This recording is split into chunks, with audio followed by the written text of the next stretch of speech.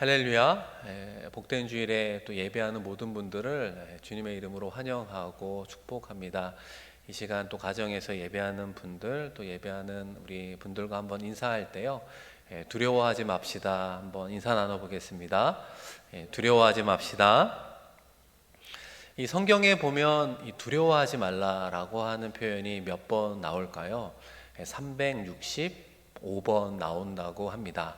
생각해 보면 1년이 365일이잖아요. 우리가 날마다 살아가면서 걱정과 근심, 염려 가운데 살아가는 연약한 존재라고 하는 것입니다. 그래서 성경은 말씀을 통해 날마다 염려하지 말아라, 더 나아가 하나님을 향한 믿음으로 살아가라, 우리에게 권면하고 있습니다. 그런 면에서 여러분의 삶의 자리에 여러분을 두렵게 하고 있는 것은 무엇입니까? 오늘은 두려움의 학교에 입학했다가 졸업한 다윗의 이야기를 함께 나누어 보려고 합니다. 우리가 잘 알고 있는 것처럼 다윗은 아직 왕이 되지는 않았습니다. 이 왕이 되어가는 과정 중에 있다라고 하는 것을 보게 됩니다. 우리가 한번 다윗의 일생을 뒤돌아보면 이 다윗은 가난하다든지 먹을 것을 먹지 못했다든지 병이 걸려 고생했다 이런 대목은 거의 나오지 않습니다. 오히려 사람으로 인해서 마음고생을 한 이야기들이 참 많이 있다라는 것을 보게 됩니다. 다윗이 정치적인 우리 정적이 많이 있잖아요. 그리고 또 장인 사울 왕의 관계는 원수지간이 되고 말았습니다. 또 미갈과의 가정생활은 어떻습니까? 순탄치 않았죠. 그리고 나중에 아들 압살론이 반란하는 반역하는 모습까지 보면서 평생 동안 사람과의 관계를 통해 가슴앓이를 하면서 살았던 사람이 다윗이다라고 하는 것을 보게 됩니다. 오늘은 특별히 사울 왕이 집요하게 그리고 계속해서 다윗을 추격하는 것을 보게 됩니다.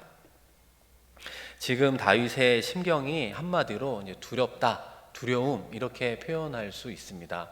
우리가 이 두려움이라고 하는 것은 우리 모두의 행복의 가장 큰 적이라고 여러 번 말씀을 드렸잖아요. 우리가 걱정하고 불안하고 그죠? 근심하는 모든 것의 근원은 바로 두려움으로부터 시작되기 때문입니다.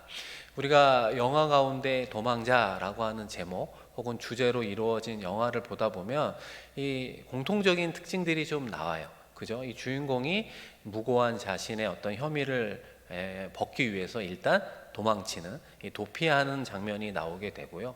그리고 두 번째는 어디로 도피하느냐? 그래도 도움을 줄 수 있는 사람을 찾아서 도망하는 것을 보게 됩니다. 그리고 어떤 실마리를 발견할 때까지 안전한 안식처에서 머물게 되는 모습을 보게 된다는 거죠.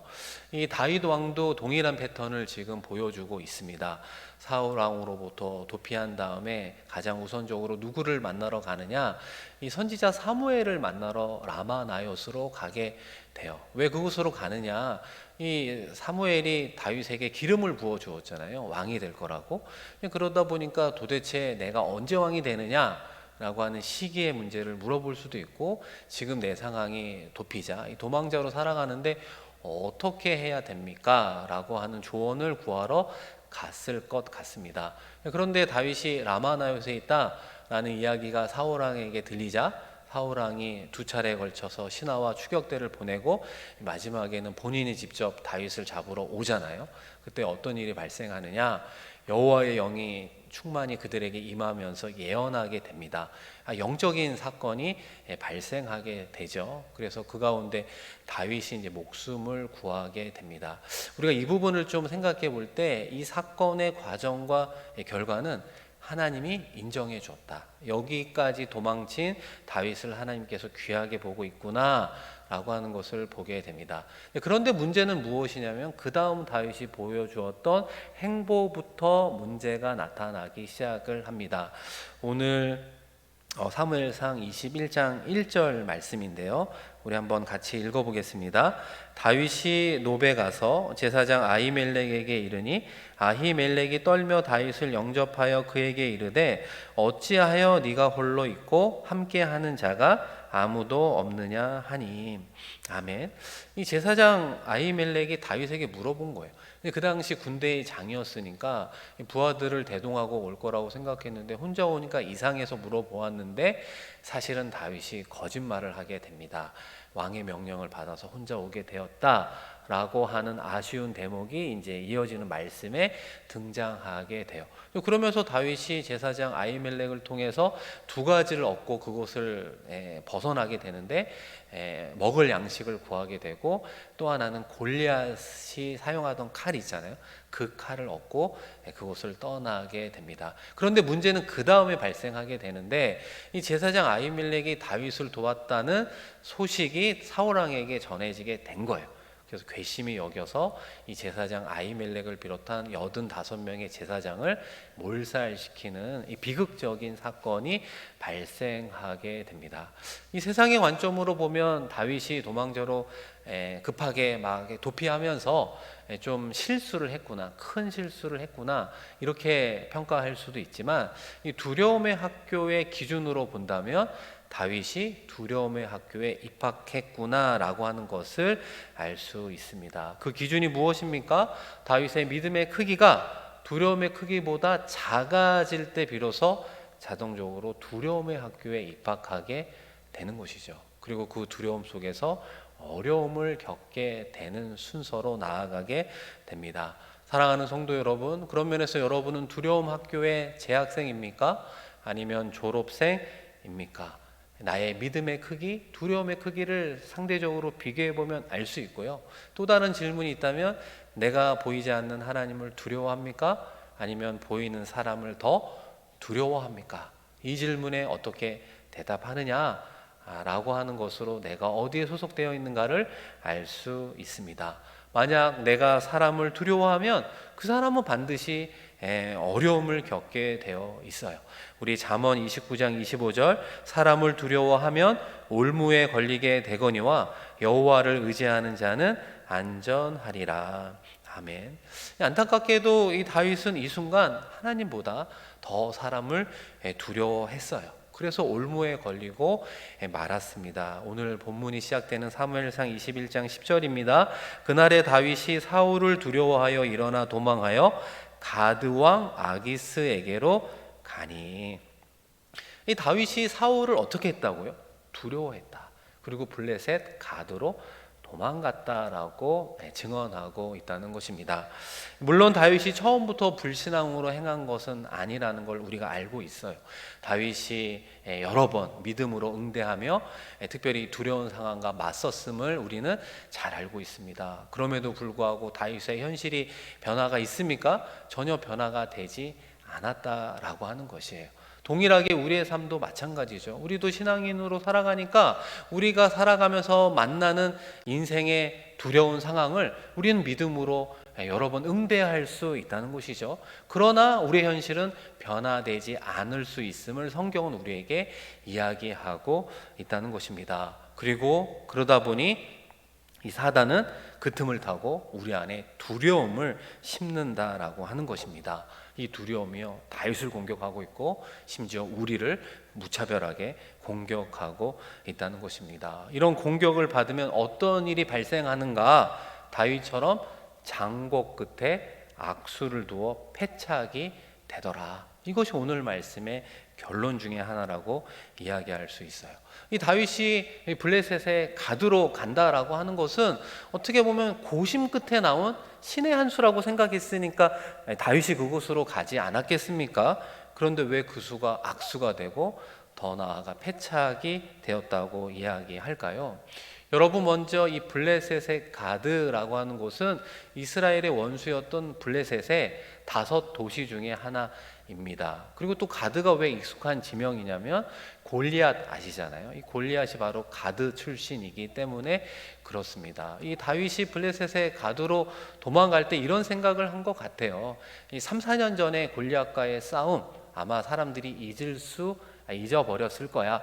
기억에서 좀 희미해졌을 거야 라고 하는 생각 속에 내가 블레셋 가두로 가면 안전한 피난처로 도망가는 거 아니야? 이런 생각을 하게 됐다는 거예요. 여러분, 이 생각이 왜 나왔겠습니까? 이 사울왕의 원수가 다윗이죠. 사울왕의 원수가 블레셋이죠.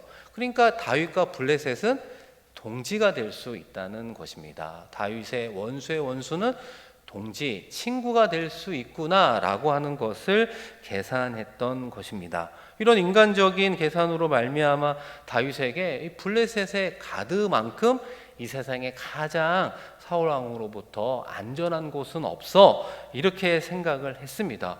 그렇잖아요. 사울 왕이 다윗을 잡으려고 블레셋 가드를 침공해서 전쟁을 하겠습니까?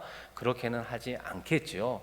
그러니까 나름대로 외교적인, 군사적인, 이 정치적인 계산 끝에 그곳에 갔음을 보게 된다는 것입니다. 그러나 다윗의 예상은 보기 좋게 빗나갔어요. 블레셋 가드 사람들이 다윗을 보자 어떻게 이야기합니까? 여러분 11절 말씀의 끝부분을 보시면 사울이 죽인 자는 천천히요 다윗은 만만이로다. 이스라엘에서 불렸던 노래를 정확하게 기억하면서 다윗을 보자 이스라엘의 영웅이 왔다고 다윗의 존재를 단번에 기억해 버렸습니다. 이처럼 인간은 연약해서 너무나 쉽게 넘어지죠. 이 다윗도 인간이라는 기본적 큰 틀을 벗어나지 못하는구나를 보게 됩니다. 이 두려움이 몰려오면 우리랑 똑같은 거예요. 어떻게 해야 될지 모른다는 것입니다. 하는 행동이 거기에요. 별 차이가 없어 보이는 연약한 모습이죠. 놀라운 것은 무엇입니까? 성경이요. 다윗의 이런 연약한 모습을 솔직하게 100% 여과 없이 다 드러내고 있다는 것입니다. 여러분, 왜 그럴까요? 연약한 우리를 위해서 하나님께서 보여주고 있는, 저는 위로의 말씀이라고 생각합니다. 이어서 다윗이 더 어처구니 없는 행동을 하게 되잖아요. 이어지는 12, 13절, 다윗이 이 말을 그의 마음에 두고 가드왕 아기스를 심히 두려워하여 그들 앞에서 그의 행동을 변하여 미친 채 하고 대문짝에 그적거리며 침을 수염에 흘리매.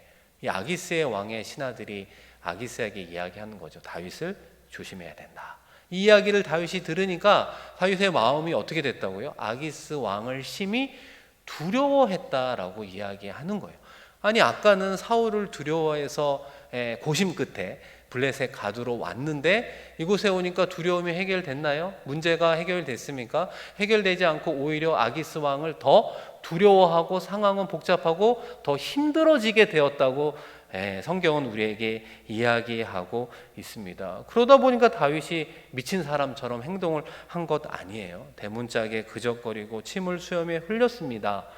전에는 다윗이 하나님의 이름으로 블레셋과 여러 번 싸워서 승리했던 이스라엘의 영웅이었잖아요. 하나님의 믿음 어린 용사이지 않았습니까? 그런데 지금 블레셋 땅에 가서 전쟁을 해서 그 하나님의 영토를 확보하고 있는 것이 아니라 오히려 도피해서 목숨을 구걸하려고 그곳에 갔습니다. 그리고 그것이 어려워지니까 미친 척하며 행동하고 있다는 거예요.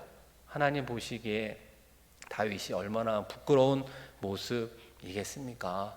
더 나아가 우리가 혹시 하나님 앞에 이렇게 부끄러운 행동을 하며 살아가고 있지는 않습니까? 오늘 말씀을 우리는 이렇게 생각하고 적용해 보면 좋겠습니다. 우리가 코로나 바이러스로 인해 우리의 건강과 안전이 위협당하죠. 이 긴장감 속에 살아갑니다. 사람들을 만나도 좀 경계하는 태세가 있잖아요. 언택트 문화 속에서 적응해 가는 것도 참 쉽지 않아 보입니다. 특별히 자녀들이 어리면 어릴수록 이 행동의 제약이 생기지 않습니까? 그러다 보니까 우리가 고민이 많아진 시대 속에 살아간다는 거예요. 코로나 시대 속에서 어떻게 살아야 하는가? 어떻게 일을 해야 되는가? 어떻게 자녀들을 키워가야 되는가? 또 신앙생활은 어떻게 해야 되는가? 이 목회자 입장에서는 목회를 어떻게 해야 되는가? 이 수많은 고민과 계획이 우리 가운데 있다라고 하는 것입니다. 그러나 다윗이 우를 범한 것처럼 우리의 장고 끝에 나온 수가 문제를 해결하는 신의 한 수가 아니라 악수가 되고 패착이 될 수 있음을 성경은 우리에게 경고하고 있다는 것입니다. 우리는 분명히 어렵고 힘들다고 이야기하고 중요한 것을 결정해서 어떻게 해야 되는지 모른다고 이야기하며 수많은 고민은 하는데, 고심은 하는데, 우리가 무엇이 빠졌습니까? 하나님께 기도하는 이 간구가 빠진 채 살아갈 수 있다라고 하는 것입니다. 그러므로 우리가 어떤 신앙의 순서를 회복해야 되겠습니까? 하나님께 기도하고 그 다음에 계획하고 믿음의 실천을 하는 이 순서의 삶을 우리가 체득하며 살아가야 되는 것입니다. 여러분, 성경 말씀을 잘 보아도 이 다윗이 장고 끝에 블레셋에 가도록 갔습니다. 그러나 그 최종적인 선택을 하기 전에 하나님께 물어보았다든지 하나님에게 도움을 구했다라고 하는 표현이 성경에 나와 있지 않았다는 것이죠. 결과적으로 다윗은 믿음의 선택으로 그곳에 간 것이 아니었습니다. 왜 믿음의 선택을 못했을까요? 어느 순간부터 다윗의 마음속에 믿음의 크기가 작아지고 사람을 두려워하는 그 두려움이 커져가면서부터 이런 사단이 났음을 성경이 우리에게 증언하고 있습니다. 우리가 그런 다윗의 어리석은 선택의 또 다른 증거들을 볼 수 있습니다. 이 다윗이 어려우면 어려울수록 먼저 하나님을 찾는 이 간구의 기도, 이 기도의 모습으로 나아가야 되지 않겠습니까? 그러나 기도의 손이 모아진 것이 아니라 오히려 어느 순간부터 다윗의 손에 무엇이 들려졌느냐? 이 골리앗을 죽인 칼이 그의 손에 들려지게 된 것을 성경은 이야기를 하고 있다는 거예요. 앞서 말씀드린 이 놉을 지나면서 골리앗의 칼을 가지고 가드로 가게 되잖아요. 우리 사무엘상 21장 9절에 나와 있습니다. 제사장이 이르되 네가 엘라 골짜기에서 죽인 블레셋 사람 골리앗의 칼이 보자기에 쌓여 에봇 뒤에 있으니 네가 그것을 가지려거든 가지라. 여기는 그것밖에 다른 것이 없느니라 하는지라. 다윗이 이르되 그 같은 것이 또 없나니 내게 주소서 하더라. 몇 년 전에 다윗이 어린 나이이지만 하나님을 향한 믿음의 물맷돌로 나아가 골리앗을, 그 거구 장수를 싸워 이기지 않았습니까? 지금 다윗의 손에 믿음 어린 물맷돌은 아니더라도 믿음 어린 간구의 손이 모아져야 됨에도 불구하고 그 손에는 그것이 없음을 이야기합니다. 무엇이 있다고 말합니까? 골리앗 장수가 쓰던 그 칼이 다윗의 손에 들렸다. 그리고 그 칼을 가지고 블레셋 가드로 도피했다라고 이야기하고 있는 것입니다. 우리가 다윗과 같은 우를 충분히 범할 수 있음을 기억해야 되는 것입니다.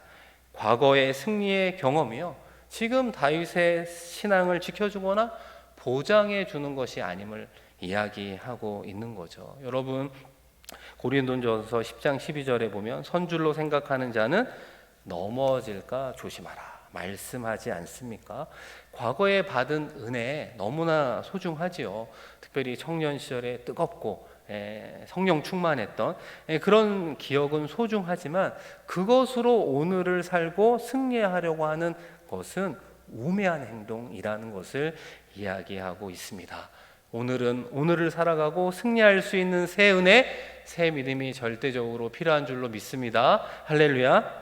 결과적으로 다윗이 가드의 사건을 통해 깨닫게 되는 거예요. 사람을 피해 다른 사람을 의지할 때 두려움이 사라지거나 그 문제가 해결되는 것이 아니구나. 오히려 더 큰 두려움 속에서 더 큰 어려움에 빠지게 되는구나. 몸소 체험하며 깨닫게 되었던 것입니다. 인도의 설화 가운데 이런 이야기가 있습니다. 어떤 마술사가 이 쥐를 보고 관찰을 하게 되었는데 이 쥐가 고양이 앞에서 벌벌 떠는 모습이 참 안쓰러웠습니다. 불쌍한 나머지 이 쥐가 고양이로 변신하게 해준 거예요. 고양이로 변신을 했는데 그 다음에는 이 개를 보면서 두려워하는 거예요. 여전히 벌벌 떠는 모습을 보니까 또 안타까운 마음이 들어서 이번에는 또 개로 바뀌게 해 주었습니다. 그래서 잘 사는가 생각했는데 이 개로 변한 고양이가 호랑이 앞에서 또 벌벌 떠는 모습을 보게 되는 거예요. 그래서 한 번 더 변신시켜 주자. 그래서 동물의 왕 호랑이로 변신시켜 주었습니다. 이제부터는 두려움 없이 살아가겠지, 이런 생각을 했는데 이 호랑이로 변한 그 개가 이제는 사냥꾼의 총을 두려워하며 벌벌 떠는 모습을 보게 되었다는 것입니다. 결과적으로 사냥꾼을 두려워하는 호랑이를 보면서 마술사가 이렇게 이야기를 했다는 거예요. 내가 어떻게 해도 너의 두려움이 끝나지 않는구나. 너는 별 수 없는 쥐 새끼구나. 다시 쥐로 돌아가라. 그래서 원래 모습인 쥐로 되돌려 놓았다는 이야기죠. 우리 안에 들어온 두려움이라고 하는 것은 더 큰 힘을 갖고 있는 존재를 의지하면서 해결할 수 있는 것이 아니라는 것을 기억해야 되는 것입니다. 우리 안에 사망 권세를 물리치신 주님이 우리 안에 있어요. 주님 안에 있는 평안이 우리의 것이 될 때 두려움을 물리칠 수 있습니다. 그 주님을 신뢰하고 주님을 향한 믿음의 크기가 커져갈 때 우리의 안에 들어온 두려움을 물리치고 주님의 평안을 누리게 될 줄로 믿습니다. 할렐루야. 사랑하는 성도 여러분, 다윗이 두려움의 학교를 어떻게 졸업했는가 우리가 알 수 있을까요? 또 두려움의 학교의 졸업은 무엇이겠습니까? 앞서 말씀드린 믿음의 크기가 두려움의 크기보다 커질 때 자동적으로 졸업하게 되는 것을 보게 되는 것입니다. 다윗이 어떻게 통과했는가를 알 수 있는 건 오늘 본문에서는 알 수가 없고요. 시편 34편을 보면 알 수 있습니다. 여러분, 시편 34편의 제목이 어떻게 되어 있느냐 나중에 한번 찾아보시면 다윗이 아비멜렉 앞에서 미친 채 하다가 쫓겨나서 지은 시. 이 제목을 들으면 이상하다. 아까는 아기스라고 하는 왕이었는데 왜 이번에는 아비멜렉이지? 이렇게 의아해할 수도 있는데요. 이 아비멜렉은 이 블레셋의 왕을 총칭하는 표현입니다. 우리가 흔히 애굽 왕을 뭐라고 그러죠? 바로라고 하는 거와 같은 이치라고 생각하면 됩니다. 어쨌든 다윗이 시편 34편을 통해서 무엇을 깨닫게 되었고 어떻게 두려움을 이겼다라고 우리에게 고백하고 있습니까? 가장 중요한 말씀이 시편 34편 4절인데 한번 크게 같이 읽어보겠습니다. 내가 여호와께 간구하매 내게 응답하시고 내 모든 두려움에서 나를 건지셨도다. 아멘. 여러분, 다윗이 내 모든 두려움에서 나를 건지셨도다, 구원했다라고 고백하고 있습니다. 어떻게 했을 때 그 두려움에서 구원을 받았다라고 이야기합니까? 내가 여호와께 간구하매. 이 간구라고 하는 건 그냥 기도의 수준을 넘어서 간절히 하나님께 구하는 기도를 이야기하고 있는 거예요. 두려움이 엄습해 와서 고민과 고심은 많은데 그 많은 시간 속에 장고에는 들어가지만 내가 엎드려 하나님 앞에 그 문제를 놓고 간절히 기도하지 못할 때는 우리가 이 두려움에서 벗어날 수 없지만 우리의 구원자 되시는 여호와 하나님께 간절히 기도하며 나아갈 때 우리의 두려움에서 우리를 구원해 주실 줄로 믿습니다. 그 과정을 통해 다윗이 믿음의 크기가 두려움의 크기보다 커지고 졸업했음을 우리에게 말하고 있습니다. 그러면서 그가 무엇을 깨달았다고 우리에게 조언하고 있습니까? 진정한 피난처는 하나님이라는 것을 고백하게 돼요. 우리 시편 34편 8절, 너희는 여호와의 선하심을 맛보아 알지어다. 그에게 피하는 자는 복이 있도다. 이 다윗이 사울왕을 피해서 여러 곳을 가봤겠죠. 심지어는 블레셋의 가드까지 가보았습니다. 그곳은 사울왕이 침범하지 못하는 안전한 곳이라고 생각했던 그것도 안전한 곳이 아니라는 것을 깨달으며 뭐라고 고백하고 있습니까? 이 세상에 안전한 곳은 아무 데도 없어요 라고 말하죠. 오직 한 곳만이 안전한데 그곳이 바로 하나님의 품입니다 라고 고백하고 있습니다. 그에게 피하는 자는 복이 될 줄로 믿습니다. 우리 마지막으로 다윗이 무엇을 또 하나 경험하면서 고백을 하느냐? 하나님을 찾고 구할 때 고난 가운데 우리에게 필요한 은혜를 베풀어 주신다는 거예요. 우리 시편 34편 10절입니다. 젊은 사자는 궁핍하여 줄일지라도 여호와를 찾는 자는 모든 좋은 것에 부족함이 없으리로다. 아멘. 다윗의 고난이 그 현실이 끝난 건 아니었어요. 여전히 10여 년을 더 도망자로 살아가야 됐습니다. 그것은 아직 바뀌지 않았지만 그 환난과 고난 가운데에도 필요한 요긴한 하나님의 은혜가 넘쳤다라고 고백하고 있습니다. 그런 면에서 우리가 고난과 환난 가운데 있는 것은 너무나 어려운 상황임을 고백할 수밖에 없지만, 그 상황일 때 하나님께 구하고 하나님을 의지하고 도움을 구한다면 그것이 도리어 성도에게는 복이 되는 줄로 믿습니다.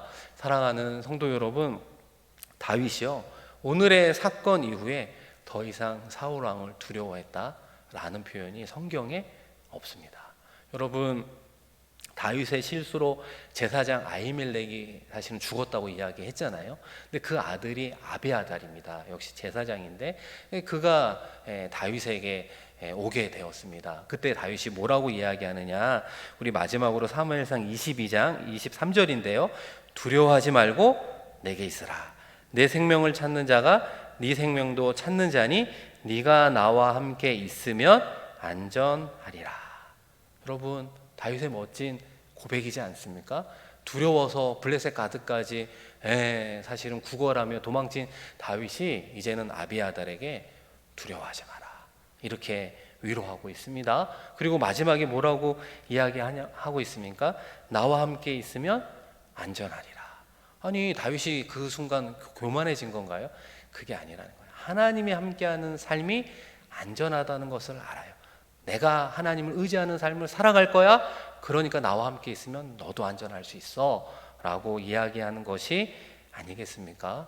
사랑하는 성도 여러분, 하나님께서는요, 연약한 다윗을 어떻게 하나님의 사람으로 만들어가는가를 다 우리에게 보여주고 있습니다. 하나님이 포기하지 않으시는 거죠. 넘어지면 다시 일으켜 세워주는 도움의 손길 허락하여 주셔서 궁극적으로 이스라엘의 왕이 되는 그 목적지까지 인도해 가고 있음을 보게 됩니다. 우리가 동일한 하나님을 믿고 의지하며 살아가고 있지 않습니까? 이번 한 주도 우리 하나님은 우리가 하나님께 간구하며 나아갈 때 우리의 두려움에서 구원해 주시리라 믿습니다. 그 믿음을 가지고 이번 한 주도 멋지게 승리하는 저와 여러분 되기를 주님의 이름으로 간절히 축원드립니다. 우리 이 시간 함께 말씀을 기억하며 통성으로 기도했으면 좋겠습니다. 내가 무엇 때문에 두려워하고 있는가? 우리가 많은 생각을 한다는 거예요. 고심도 하고 장고에 들어가기도 합니다. 그러나 우리가 어느 순간부터 하나님께 간구하며 하나님의 뜻을 구하는 데 있어서는 연약한 모습을 보게 됩니다. 그럴 때 다윗도 장고 끝에 신의 한 수가 나온 것이 아니라 악수가 되고 패착이 되었던 것을 보게 됩니다. 다시 한번 하나님께 기도하고 계획하고 실천하는 삶을 살아가게 하여 주옵소서. 함께 나눈 말씀 기억하며 1분간 간절히 기도합니다. 하나님 아버지, 이번 한 주도 주님의 은혜 안에 붙잡아 주시고 다시 한번 주일에 예배하는 예배자로 세워주셔서 고맙고 감사합니다. 한 주의 삶이, 하루하루의 삶이 내 뜻대로 되지 않아서 너무나 마음 아프고 힘듭니다. 도대체 언제 우리의 계획대로 펼쳐질 수 있을까? 수많은 질문을 해보아도 바뀌지 않는 우리의 연약한 현실 가운데 눈물을 흘리고 마음 아파합니다. 하나님, 언제쯤 우리의 현실이 바뀔 수 있습니까? 미래의 불확실성 속에 당장 변화되지 않을 것 같은 이 어려움 속에 우리의 믿음이 작아지고 어느 순간 두려움이 우리를 공격해 오고 있음을 보게 됩니다. 아버지 하나님, 다윗도 연약하여 장고 끝에 악수를 두고 패착한 결과를 보게 됩니다. 다시 한번 여호와 하나님께 간구하며 기도하며 나아갈 때 아버지 하나님, 우리에게 감동하여 주시고 응답하여 주시고 우리가 나아가고 우리가 결정해야 될 바를 알게 하여 주셔서 고난과 환난 가운데서도 살아갈 수 있는 은혜를 더하여 주셔서 주님 붙잡고 나아가 이 어려운 가운데 승리하며 나아갈 수 있도록 주님 역사하여 주시옵소서. 아버지 하나님, 감사드리며 주님 바라보게 하여 주옵소서. 하나님 아버지, 이번 한 주도 살아온 우리의 인생길을 뒤돌아보면 두려워할 것이 너무나 많다고 이야기하지만 정작 하나님 앞에 엎드려 간절히 기도하며 하나님의 뜻을 구하지 못했던 연약함을 고백합니다. 용서하여 주시옵소서. 믿음의 사람 다윗도 장고 끝에 신의 한 수를 둔 것이 아니라 악수를 두었던 연약한 모습을 보게 됩니다. 그가 가드의 사건을 통해 정말 사람을 의지할 것이 아니라 하나님을 의지해야 될 것을 깨닫게 됩니다. 다시 한번 여호와 하나님께 믿음의 손을 모아 간절히 간절히 기도하며 구하며 나아갈 때 모든 두려움에서 구원해 주셨다라고 하는 말씀을 우리도 삶의 자리에서 경험하게 하여 주시옵소서. 이번 한 주 우리의 일상에서 승리할 수 있도록 성령 하나님 함께 하여 주시옵소서. 감사드리며 귀하신 예수 그리스도의 이름으로 축복하며 기도드립니다. 아멘.